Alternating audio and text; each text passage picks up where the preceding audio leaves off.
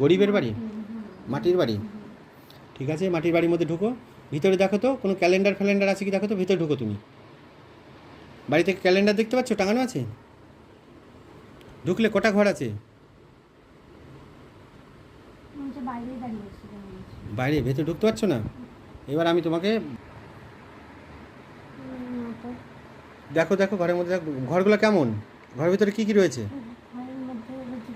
ধান সেদ্ধ হচ্ছে, ঘরে কে ধান সিদ্ধ করছে?